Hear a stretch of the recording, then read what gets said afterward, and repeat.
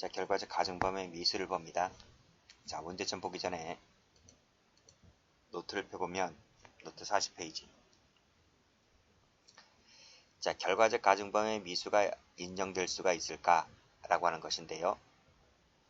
문제점이 뭔가 하면 자, 상해 치사죄가 결과적 가중범이잖아요. 근데 치사죄라고 하는 것은 치사라는 사망의 결과가 발생했잖아요. 결과 발생했다면 기수인 것이지 미수는 아니잖아요. 그렇죠? 이 기본범죄가 기수 미수를 묻고 있는 게 아닙니다. 치사라는 결과 발생했기 때문에 이건 기수이지 미수가 아니란 말이에요. 그래서 결과적 가중범에서는 기수만 나올 수 있는 것이지 미수라고 하는 것은 나올 수가 없단 말이에요. 그런데 문제점이 뭔가 하면 우리 형법조문에 이 결과적 가중범의 미수범 처벌조항이 있다는 것이 문제인 거예요. 한 예로 여러분들 그 거동범 배웠잖아요. 거동범 형식범은 이론상 미수가 존재할 수가 없죠. 그쵸? 근데 실정법에서는 주거침입죄 같은 경우에는 실정법상 미수범 처벌조항이 존재를 하잖아요. 마찬가지로 결과적 가중범은 미수가 존재할 수가 없는 것인데 실정법에 미수가 처벌조항이 있기 때문에 이것이 시험 문제가 되는 거예요. 자, 이것을 외우셔야 됩니다. 일단은 여러분들이 형법상의 미수 처벌조항, 특별법상의 미수범 처벌조항을 각각 다 외우셔야 돼요. 일단은 첫 번째, 인질치사상 할 때 인질 동그라미, 강도치사상 할 때 강도 동그라미, 색깔 칠하시고, 해상 강도도 강도잖아요. 그리고 현주 건조물 일수치사상죄, 하나, 둘, 셋, 네 개. 이 네 개의 경우에 형법에 네 가지가 있는데 이 네 가지의 경우에는 미수범 처벌조항이 있다. 이렇게 암기를 하셔야 돼요. 자, 여기서 위에 세 가지 있죠. 인질, 강도, 해상강도. 이 세 가지는 진정결과적 가중범이고 일수치사상죄는 배웠듯이 부진정 결과적 가중범이죠. 그래서 현행법에는 진정과 부지정 미수 처벌조항이 모두 있다. 이렇게 외워두시고요. 그 다음 일수죄는 있는데 방화죄가 없어요. 원래 물하고 불은 거의 같이 세트로 같이 다니는 것이 일반적인데 여기서 같이 다니지 않습니다. 그래서 이것이 시험 문제가 되는 겁니다. 일수는 있지만 방화는 없다. 그리고 특례법의 경우에도 이 강간 등 치사상의 죄의 경우에도 미수처벌조항이 있다. 그게 단순 강간이든 특수 강간이든 간에 강간치사상죄의 경우에도 있다. 이것을 반드시 외워두시기 바랍니다. 자, 그리고 학자들은 이렇게 해석을 하는 거예요. 실정법상 미수범 처벌조항이 있다 손 치더라도 긍정설, 부정설이 갈리게 되는데 미수가 인정될 수 있을까? 라고 하는 것인데 우리 다수와 판례는 부정설이 다수 판례다. 이렇게 보시면 될 것 같아요. 자, 그러면 제가 미수 처벌조항이 있다는 것을 한번 보여드릴게요. 자, 337조 강도 상해죄, 강도 시상죄가 되는데 읽어볼게요. 강도가 사람을 상해하거나 상해에 이르게 하였을 때에는 이때 상해는 고의범이고요. 상해에 이르게 하였을 때에는 이것이 결과적 가중범이거든요. 그런데 그 밑에 미수처벌조항이 나오면서 329조부터 347조의 미수범은 처벌한다고 되어 있잖아요. 근데 329조부터 341조까지니까 337조가 이 안에 들어오잖아요. 그렇죠? 337조가 포함되는 것입니다. 337조에는 고의범이 있고 밑에 결과적 가중범이 있잖아요. 그렇죠? 그래서 이 미수는 두 가지가 모두 다 된다는 것이 실적법에 나와 있는 것인데 그래서 조문에는 이 강도치사상죄가 미수를 처벌조항을 실적법상 두고 있잖아요. 그렇죠? 근데 학자들이 해석을 어떻게 한다? 이 미수라고 하는 것은 고의범에 해당하는 이 상해죄만 미수가 되는 것이지 상해에 이르게 하였다라고 하는 것은 이론상 이것이 인정될 수가 없는 부분이기 때문에 미수는 이 부분을 말하는 것이 아니다라고 이렇게 해석을 하고 있는 것뿐입니다. 그러나 실정법상은 있는데 우리 학자들이 해석하기를 미수는 이 앞에 나와 있는 고의범만 미수가 있다고 보는 것이지 결과적 가중범은 없다. 이렇게 해석을 한단 말이에요. 그래서 부정설이 다수설 판례이다. 이렇게 보시면 될 것 같아요. 방화죄의 경우에도 일수죄의 경우에도 마찬가지로 미수범은 침해했을 때 이것만 미수가 있다고 보는 것이지 뭐뭐에 이르게 하였다라고 했을 때는 미수를 인정할 수는 없다. 이렇게 해석을 그렇게 하는 것이지만 실정법에는 전부 다 미수범 처벌조항이 있습니다. 자, 그래서 교재를 가보시게 되면 자, 문제점에서 이 문제점 1번을 별표 치세요. 밑에 견해 드립보다는 문제점이 더 잘 나옵니다. 빨간색으로 인질 동그라미, 강도 동그라미, 그 강도는 해상 강도 포함합니다. 일수 동그라미. 이 네 가지 경우에는 형법상 미수범 처벌조항이 있다가 한 문제. 한 문제. 그리고 특례법의 경우에도 이 강간 등 동그라미. 이것도 미수 처벌조항을 두고 있다. 이것이 상당히 시험이 잘 나옵니다. 됐죠? 근데 이론 밑에 실정법상 있지만 이것이 이론상 밑에 이론상 가능할까의 여부를 두고 견해가 대립하는데 우리 이 학설과 판례는 부정설이 다수다 이렇게 보시면 될 것 같아요. 그 밑에 것은 안 봐도 돼요.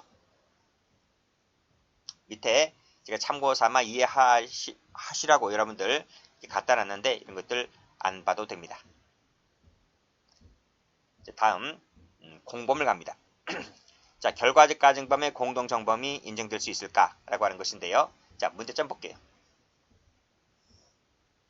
공동정범 중에 일부의 자가 실행한 범죄가 공모한 범죄의 결과적 가중범에 해당하는 경우에 그 나머지 자에게 마찬가지로 결과적 가중범의 공동정범이 인정될 수가 있을까가 문제가 된다.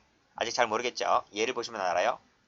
갑과 을이 병에 대한 상해죄를 공모하였는데 병이란 사람이 상해하여 사망에 이르게 하였다고 했을 때 그쵸? 을 말고 갑. 이 갑에게서도 마찬가지로 결과적 가중범이 될까라는 거예요.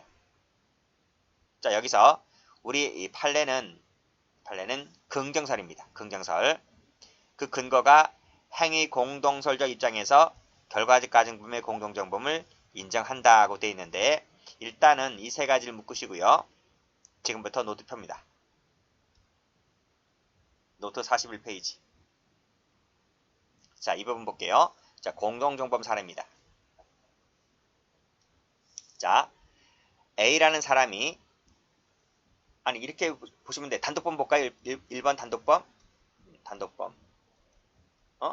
A라는 사람이 C라는 사람에 대해서 상해죄의 고의를 가지고 칼을 들어서 찔렀는데 상해만 나와야 하는데 이 사람이 사망까지 하게 되었다. 그러면 A는 상해치사죄 아닙니까? 맞잖아요. 이 부분에 대해서 예견이 가능하기 때문에 방금 보았듯이 상해치사라는 결과적 가중범이 되잖아요. 그건 단독범일 때 말하는 것이고요. 지금 공범이잖아요. 공범. 공범이라고 하는 것은 등장인물이 한 명 더 나와야 됩니다. 그렇죠? 그래서 여기 A라는 사람, B라는 사람이 C라는 사람 한 명을 이제 놀이터에 불러냈어요. 놀이터에 불러냈다. 이 C라는 사람, 여기 C라는 사람인데 이건 한 명입니다. 한 명. 한 명이다. 한 명. 한 명을 놀이터에 불러냈다. 그래서 둘 다 상해죄의 고의를 가지고 때리기 시작합니다. 때리다 보니까 방망이를 들고 오게 되고 칼을 들고 오게 되는 거예요. 살인죄의 고의가 없고 오로지 상해죄의 고의만 있는 거예요. 상해죄의 고의만 있다 이런 말이. 즉 기본 범죄 행위를 같이 하고 있습니다. 퍽퍽 때리고 있는 거예요. 퍽퍽 때리고 있다. 근데 여기서 이 A라는 친구가 칼로 찌르다가 이게 일이 커졌어. 이 친구가 죽게 됩니다. 이 친구는 상해죄의 고의밖에 없었는데 어떻게 하다 보니까 죽게 되었다는 거예요. 그러면 A는 무슨 죄가 되나요? 당연히 상해치사죄가 되죠. 근데 문제는 이때 이 친구 B, 이 친구 B는 무슨 죄가 될까? 똑같이 이 친구도 상해치사죄가 될까? 이런 말이. 같이 때리긴 때렸어요. A, B 친구가 이 두 친구가 C를 놀이터에 불러내서 기본 범죄 행위는 같이 했어요. 같이 퍽 때렸단 말이에요. 이렇게 때렸단 말이에요. 그걸 뭐 한다? 밑으로 내려와 있지. 기본 범죄 행위는 같이 할 것. 행위는 둘 다 같이 할 것. 이런 말이야. 근데 그 중에 한 명이 A가 때리다가 이게 잘못 나가서 이 친구가 죽게 됩니다. 그럼 당연히 A는 위에 이 그림처럼 예견이 가능하다면 A는 당연히 상해치사가 된단 말이죠. 근데 문제는 B다 말 B. 자, B가 판례가 뭐라고 하고 있냐면 그래요. B 역시 마찬가지로 이 사망이라는 결과를 같이 했다면, 결과까지 같이 했다면, 그럼 100% 당연히 결과적 가중범위 되죠. 근데 그게 쉽나? 그게 쉬워? A랑 B랑 같이 때리는데, 이 같이 때리는 그것이 같이 꽂히는 것이 확률적으로 엄청나게 희박하지 않나요? 그래서 그 결과까지 같이 해야 한다고 하면 결과적 가중범위의 공동정범 성립 범위를 상당히 축소시키는 것입니다. 그래서 우리 판례는 좀 더 완화시켜서 결과까지 같이 할 필요는 없다 이 말이야. 네가 결과까지 같이 할 필요는 없다 하더라도 적어도 이 결과에 대해서는 예견이 가능하면 된다 이런 말이. 그러면 너에게도 결과적 가중범위의 공동정범을 인정하겠다 이런 말입니다. 자, 다시 한번. 일단 이 두 사람은 C라는 사람을 같이 때릴 것, 즉 기본범죄 행위를 같이 할 것, 이것이 1번. 두 번째, B라는 사람이 같이 때리기는 하되 결과까지 같이 할 필요는 없고 결과에 대해서는 예견이 가능할 것, 그러면 된다고요. 만약에 예견을 하지 못하잖아요. 예견을 못하면 그때는 결과적 가중범 책임을 지지 않고 기본범죄 행위만 책임집니다. 됐습니까? 자, 그러면 다시 교재를 와볼게요. 자, 우리 판례는 저 공범 가보면 행위 공동서를 그때 가서 배우는데요. 그 행위 공동서를 갖고 와서 이렇게 얘기를 합니다. 일단 첫 번째, 기본범죄 행위를 같이 할 것, 즉 A, B가 같이 때릴 것 이런 말이에요. 두 번째, 같이 때리는 이 행위만 공동이면 되는 것이지 결과까지 같이 할 필요는 없다 이런 말이에요. 그리고 적어도 중요한 결과에 대해서 예견 가능성이 있으면 너에게도 결과적 가중범의 공동정범을 인정하겠다 이런 말이에요. 자, 이런 취지하에서 밑에 판례 볼게요. 자, 밑에 판례 중요한 판례니까 별표를 치세요. 별표를 쳤습니까? 자, 사실관계 한번 볼게요. 갑은 친구 을로부터 여동생이 간간한 병을 혼내주러 가자는 연락을 받고 함께 병을 만났다. 갑이. 그래서 놀이터에서 만난 거예요. 그러니까 두 사람이 병의 머리를 때리고 막 같이 때렸어요. 같이 때리고 부엌칼을 들이대면서 주먹과 발로 무수히 때렸다. 둘이 같이 때렸다는 거예요. 즉 기본 범죄행위는 같이 했죠. 이때 병이 도망갔다. 자, 갑은 을의 뒤를 쫓아 추적하던 중에 을이 떨어뜨린 부엌칼을 소지하게 된 다음 격분한 나머지 을에 의해서 붙잡힌 병의 좌측 흉부를 살인죄의 고의 없다는 말은 무슨 말이에요? 상해죄의 고의로 이런 말이야. 한 번 팍 찔렀는데 실혈로 사망케 하였다고 봤어요. 그러면 이 사람은 무슨 죄가 되지? 이 사람은 상해치사죄가 되는 거예요. 문제는 찌르지 아니한 다른 친구에게는 무슨 죄가 될 것이냐 이런 말이. 노트. 그치? 여기 보세요. 보시면 갑하고 을이 병에 대해서 같이 때렸잖아요. 이렇게 퍽퍽 때렸잖아요. 때렸다는 것은 기본 범죄 행위를 같이 했다 이런 말이. 그리고 이 중에서 피해자가 도망갔죠. 도망갔는데 갑이 추격해서 이 부분을 잘 봐두시기 바랍니다.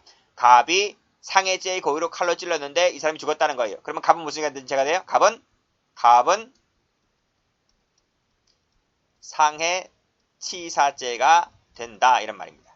이때 이 을은 무슨 죄가 되냐고요. 일단 을은 기본 범죄행위를 같이 했잖아요. 같이 했단 말입니다. 근데 이 같이 할 때 적어도 사망에 대해서 예견이 가능했느냐? 가능했다면 상해치사죄가 된다. 똑같이 갑과 마찬가지로 상해치사죄가 되고 공범이 된다 이 말이에요. 규칙합니다. 자, 판결로지. 상해치사죄라고 하는 결과적 가중범의 공동정범이 되려면 빨간색으로 행위 동그라미, 행위를 공동으로 할 것, 즉 기본범죄 행위를 같이 할 것 이런 말이에요. 자, 여기서 결과까지 같이 하여야 한다 하고 하면 틀립니다. 여러 사람이 상해죄의 범위로 범행하던 중에 한 사람이 중한 상해를 가하여 사망에 이르게 하였다 했을 때 나머지 사람이 예견 동그라미, 예견해야만 된다. 예견해야지만 상해치사죄의 책임을 진다. 예견을 못하면 상해치사죄의 책임을 질 수가 없다. 아시겠죠? 그래서 이것은 예견이 가능했기 때문에 상해치사죄의 공범이 됩니다. 중요한 판례입니다. 엄청 중요한 판례입니다. 그래서 여러분들은 색깔 칠할게요. 자, 행위 공동 일단 행위 동그라미 치시고 색깔 칠하시고 예견 색깔 칠하시고 패싸움 사건. 자, 판결로지. 패싸움 하던 중에 한 사람이 칼로 찔러 상대방을 죽게 했대요. 그럼 뭐가 돼? 상해치사가 되지. 그때 밑에 이 다른 공범자, 칼로 찔러 죽게 하지 아니한 다른 공범자가 그 결과에 대한 인식이 없다 하여 상해치사죄의 책임이 없다고 할 수가 없다. 무슨 말이지? 결과에 인식이 없다 하더라도 이퀄 예견이 가능하다면 뭐가 된다? 상해치사죄의 공범이 된다. 이런 말이. 다음 윤관사건. 이것도 마찬가지죠. 자, 밑에서 두 번째 줄. 공범자정 수인이 강간의 기회에 상해의 결과를 야기시켰다면 이 사람 무슨 죄가 됩니까? 강간의 기회에 상해했기 때문에 강간치상죄가 되잖아요. 그때 다른 공범자는 그 결과에 대한 인식이 없었다 할지라도 가로 열고 이퀄 예견이 가능하다면 이름도 똑같이 뭐가 된다? 강간치상죄의 공범이 된다. 어떤 사실관계를 읽어볼까요? 공범 갑과 을과 병이 피해자 A, B를 데리고 각별로 강간하자는 제의를 하여 범행 장소로 유인하였고 A를 강간하였다. 공범자들이 B를 윤관하여 상해를 입혔다. 그러나 갑은 A를 강간한 다음 B를 다시 간음하려고 눕혀놓고 입을 맞추자 술김에 구역질이 나서 중단하였다. 죄책이 뭘까요? 하는 거예요. 자, 분명히 다른 공범자들은 상해를 입혔으니까 이 공범자들은 강간치상죄가 되죠. 그쵸? 이때 갑의 죄책은 하는 것입니다. 라고 했을 때 이놈이 상해에 대해서 예견이 가능하다면 이놈도 역시 마찬가지로 강간치상죄가 된다. 이런 말이에요. 자, 밑에 판례. 이거 잘 나오니까 이것도 별표 한번 쳐볼게요. 자, 피고인들을 비롯한 30여 명이 방화하기로 공모를 했어요. 공모를 했습니다. 근데 그 중에서 일부가 한 사람이 건조물 내에 피해자를 향하여 불이 붙은 화염병을 던졌고 그래서 이 피해자가 화상을 입었어요. 그럼 이 사람은 1인은 무슨 죄가 됩니까? 현주 건조물 방화 치상죄가 되죠. 이 사람은. 그럼 문제는 나머지 사람들이야. 나머지 사람들. 한 30명에 가까운 그 나머지 사람들 뭐다? 이 모두가 자, 방화하기로 공모를 했다면 그쵸? 누군가는 화상을 입을 것이라는 점에 대해서 예견이 가능하지 않나요? 그치? 그래서 이 나머지 모두도 방화치상죄의 죄책을 진다. 이런 말이에요. 적어도 화염병은 던지지 않았지만 그쵸? 그래서 결과 발생은 하지 않았지만 적어도 예견이 가능하기 때문에 방화치상죄의 죄책을 모두 다 진다. 이렇게 보시면 되겠네요. 다음 교사방조범을 갑니다. 자, 이건 무슨 말인가 하면 이것도 중요합니다. 밑에 판례 별표. 이것도 무지 중요한 판례가 돼요. 자, 예를 한번 볼게요. 갑이 을에게 상해를 교사했는데 상해만 하라고 했습니다. 근데 알았대요. 상해하겠대요. 근데 이 친구가 하다가 살인을 하게 된 거야. 됐습니까? 자, 여기서 노트 보세요. A가 B한테 야, C 상해하라. 뒤에 판례 나올 겁니다. 병신을 만들라. 상해를 교사하니까 B가 알았대. 내 상해하겠대. 병신 만들겠대. 이렇게 결심을 하게 되죠. 그래서 이 친구가 C를 만나서 병신 만들라고 칼로서 허벅지를 막 찔러요. 수십 번을 찔러요. 근데 이 친구가 죽는다. 그럼 여기서 이 B의 죄책을 잘 봐요. B가 상해죄의 고의로 찔렀는데 이 사람이 죽잖아요. 근데 밑에 허벅지를 찌르게 되면 사람이 죽을 수도 있다는 점에 대해서 충분히 예견이 가능하잖아요. 그럼 B는 무슨 죄가 돼요? B는 당연히 상해치사죄가 되는 거예요. 그쵸? 이때 문제는 이 A야 A. 이 교사범인 A는 무슨 죄가 될 것이냐 이런 말이에요. A가 만약에 여기서 B에게 상해죄 병신을 만들라고 교사를 할 당시에 C가 사망할 수 있다는 점에 대해서 이 부분에 대해서 이렇게 예견이 가능하다면 이 사망에 대해서까지 예견이 가능하다면 그때는 A도 역시 상해치사죄가 돼요. 상해치사죄. 그리고 교사가 되는 거죠. 근데 만약에 예견을 못했다. 그러면 상해죄에 대한 기본범죄 교사범밖에 되지 않아요. 그래서 예견했느냐 하지 못했냐를 가지고 결과적 가중범 교사 여부를 따지시면 되겠습니다. 자, 교재 와볼게요. 교재를 와보면, 자, 보세요. 자, 상해나 중상해를 교사를 했다. 근데 이 친구가 살인을 하게 되었다. 라고 했을 때, 이 친구는 뭐가 됩니까? 상해 치사죄가 되는 거죠. 근데 이 교사자가 이 중한 결과에 대해서, 사망이라는 중한 결과에 대해서 과실 또는 예견 가능성이 있다면, 누구? 교사자가. 예견 가능성이 있다면, 이 교사자의 죄책이 뭐가 됩니까? 상해치사죄의 교사범이 되는 거예요. 근데 만약에 예견을 못했다. 이 사람이 예견을 못했다고 하면 그때는 상해죄나 중상해죄의 교사밖에 되질 않아요. 이해되시겠나요? 그래서 예견 가능성 여부를 누구를 놓고 판단한다? 교사자를 놓고 과실 또는 예견 가능성이 있다 없다를 판단한다. 자, 시험 문제입니다. 두 번째 줄에 이 교사자를 피교사자라고 하면 틀려요. 교사자에게 예견 가능성 여부를 묻고 있는 거예요. 노트 다시 한번 보시게 되면 여기 보세요. 당연히 이 그림 이 그림 잘 봐두세요. B가 상해죄의 고의로 칼을 들어서 찌를 때 사망했다고 했을 때 당연히 B인 중한 결과에 대해서 예견이 가능해야지 당연히 이 사람은 상해치사가 되는 거예요. 그건 당연한 거고요. 여기서 이 교사자인 A에게 상해치사죄라는 결과적 가정법을 물으려면 이 A에게 중한 결과에 대해서 예견했느냐 못했느냐를 A를 기준으로 판단한단 말이에요. 그래서 다시 판결 요지를 가보시면 출제자가 장난을 많이 칩니다. 이때 두 번째 줄 끝에 나와 있는 이 교사자라는 부분을 피교사자로 슬쩍 바꾸면 틀린단 말이에요. 그래서 교사자인지 피교사자인지를 써놨는지를 잘 확인하시라고요. 문제를 풀 때. 됐죠? 여기까지 해서 결과적 가정범 모두 마치도록 하겠습니다.